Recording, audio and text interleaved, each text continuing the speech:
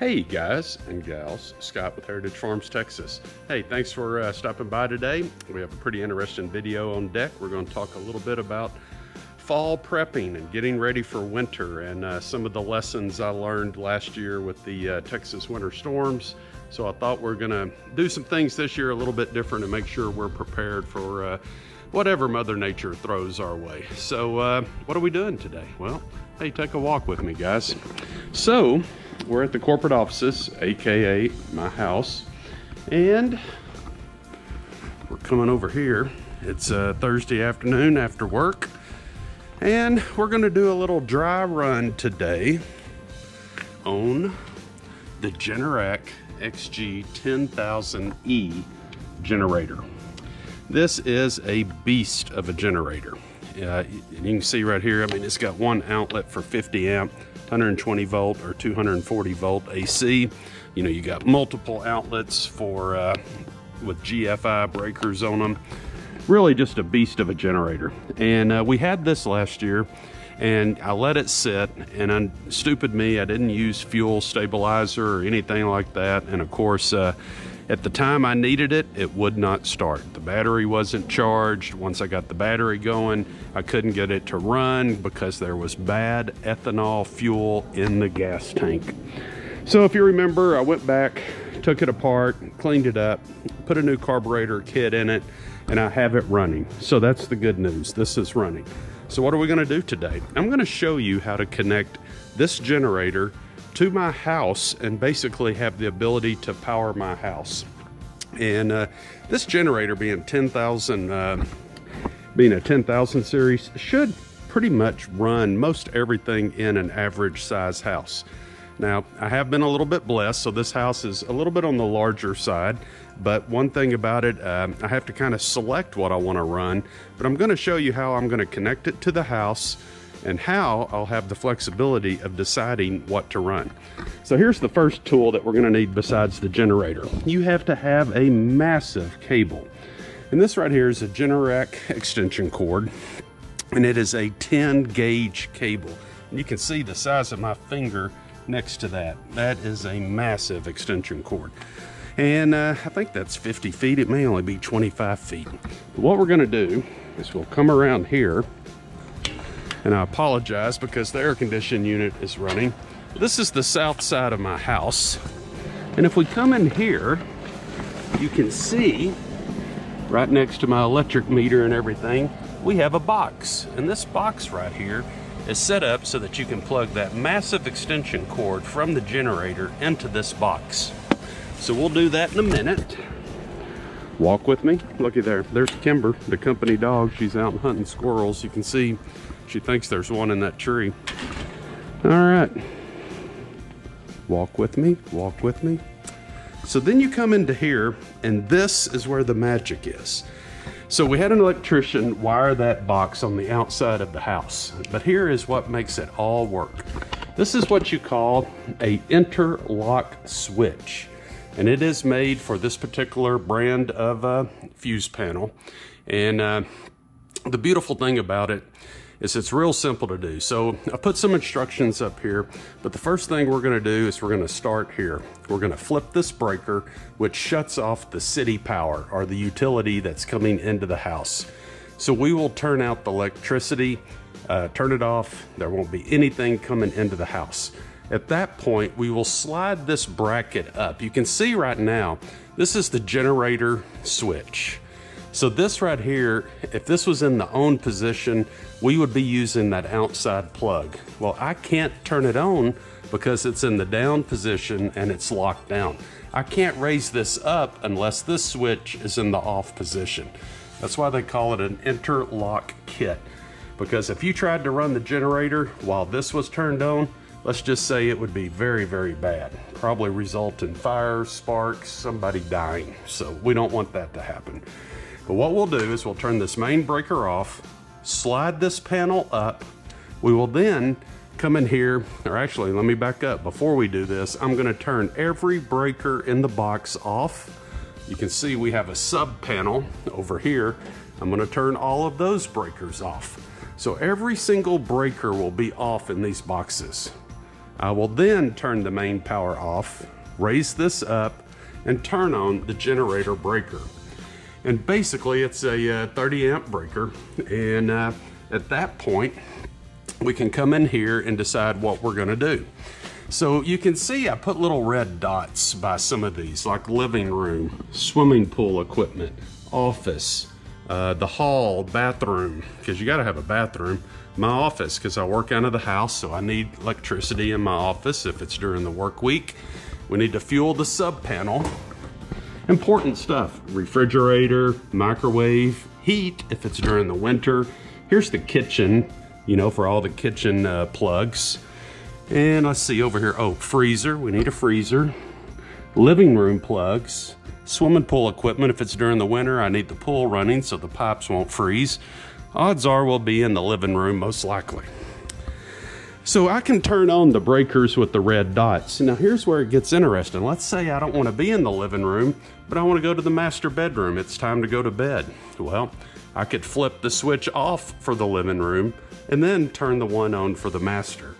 So the beautiful thing about this setup is I can pick and choose what rooms and where I want the electricity to go from the generator. So let's see, what else over here? Oh, so like for example, this right here is a garage shop panel, which is the sub panel over there. If I wanted to flip the switches off and turn that one on, I could actually have electricity flowing over to the shop, and then I'd have my power tools and things of that nature. So really a neat setup. So we'll come in here shortly. We'll do I'll hook up the cables. I won't bury you with that. And then we'll figure out what to do. All right, guys, sit back and watch, but we'll give you a live demonstration here in a minute. Okay, guys, we're back. So I think we are now ready to start and get this thing going. So we're gonna follow the steps. Step one, turn the 200 main breaker off. Right there.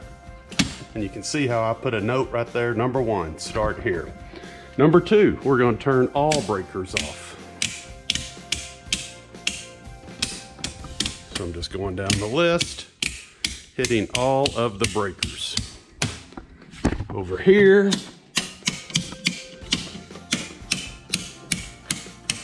So right now we have everything shut down in the house. We have the main power turned off. We have every breaker turned off. We're gonna slide the breaker switch to the up position. And then we're gonna turn on the breaker for the generator. We're gonna plug the power cord into the generator, and we're gonna start the generator and let it warm up. All right, guys, let's see if she fires up. I did have to make a homemade choke button here, so let's see what happens.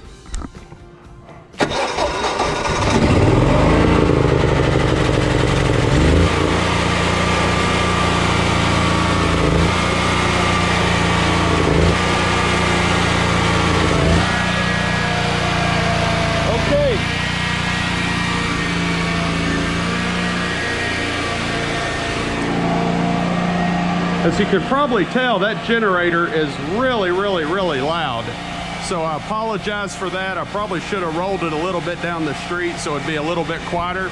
So I'll tell you what, guys, let me do that. Otherwise, it's gonna be hard to talk over it. I'll be back in a second. Okay, we have the generator plugged in. It's running. We got the cord coming all the way over. And the cord is coming up there to the end of the house where I showed you guys how it's plugged in. There you go. And now we're gonna come over here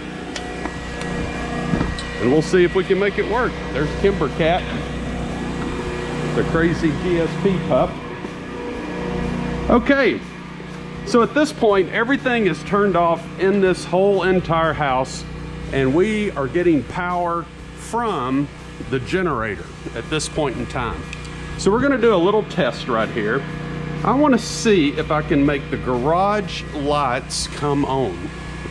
All right, so garage lights, garage GFI. I'm gonna flip the switch and I think we should be on. And let's walk over here and let's see what happens. I'm gonna flip a light switch and see if we have electricity. Nope, no electricity in here yet. Maybe I don't have the right one going. Let's see. Living room, game room, master bath, utility. Well, this is not good. All right, let's do the hallway and the bathroom and see if we got electricity going there. Look at that good dog.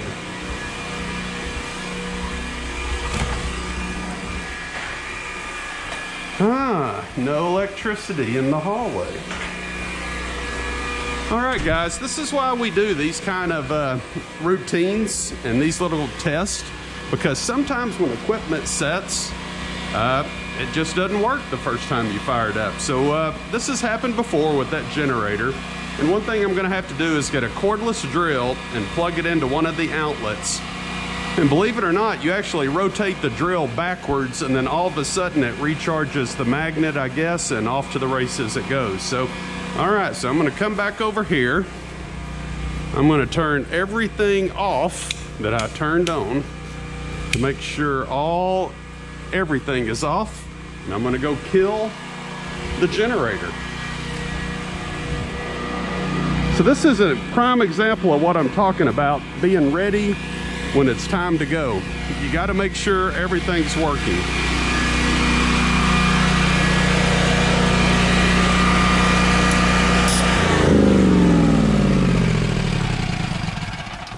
All right, guys, let me get a power drill and we'll see if we can recharge this and get it to start generating. Okay, so this is what we're doing. We're taking a drill that's plugged into the generator and we're basically gonna sit here and spin this drill backwards manually until it actually gets, I guess, the magnets in the generator or something going. I've had to do this before, and let's see what happens. Let's see if we can get it started again.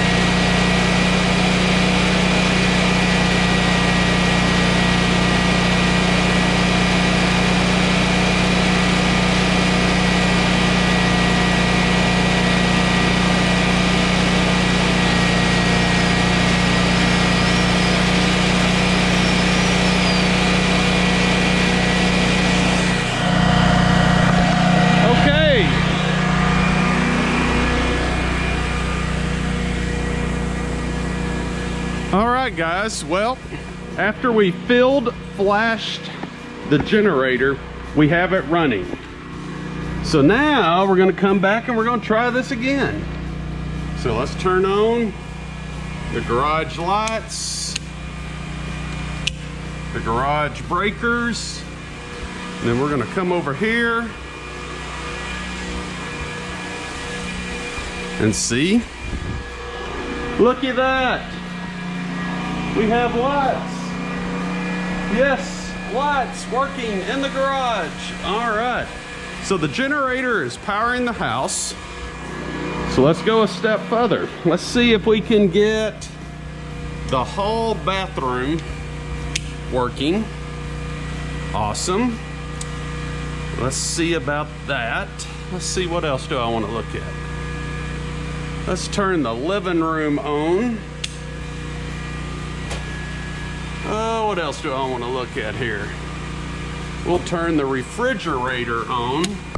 Let's go check and see what we got going inside the house. My wife is gonna kill me because the house is probably dirty, but let's see. All right, we're in the hallway. Ooh, maybe that's not the right breaker. Let's go in here and look at that though. So this is the living room.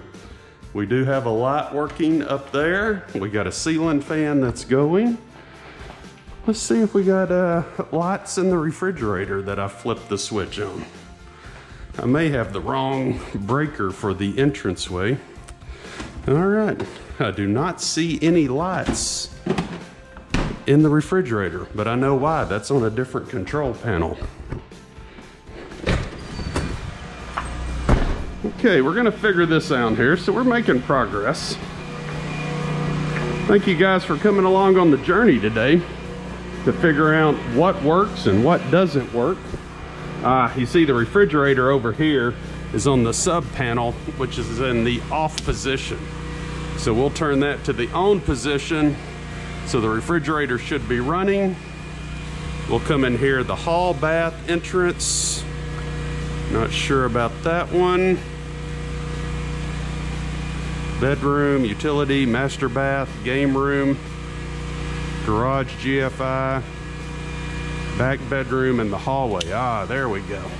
Okay, now let's go back in the house and try it. But I think you guys are getting the gist of this. I can pick and choose. Ah, there's the light, yes. Now let's go see. We still got power in the living room. Walk back up here to the refrigerator, open the door, and yes, we have lights. Okay guys, so you kind of get the idea. You can pick and choose what parts of the house that you want to power with the generator. So it's really a neat little concept, and I'm so glad we did this exercise today, because in essence, if we wouldn't have, I wouldn't have known that the generator needed to be flashed to get it going. And that's what happens if you don't use stuff and you let it sit for a little while. You almost got to run this stuff on a weekly basis. Okay, so how do we shut everything down? Well, you shut everything down by doing just the opposite. You go through here, you turn all of your breakers off that you had on. Make sure that everything is in the off position, which you can see. Let's see, garage lights, turn all of those off.